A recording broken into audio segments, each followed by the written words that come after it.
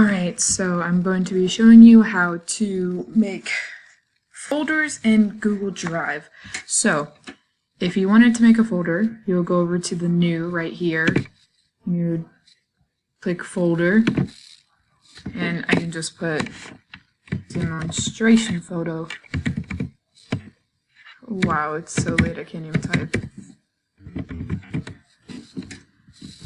But for the purpose of this class, I have already made one for EDCI 270, which in there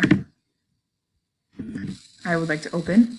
I have a subfolder called My Theme, and if I were to want to add another document specifically to this folder, after I've already clicked on this folder, I would want to click New again. I'm going to go on Google Docs, and since this is just a demonstration, I will put this is a demonstration. Alright, and from there, if I wanted it to be specifically in the subfolder My Theme, I would go to File, move to My Theme, and press Move.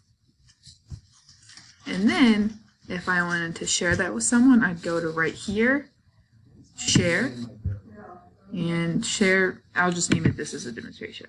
And let's say I want to share it with my boyfriend. Sorry, go ahead.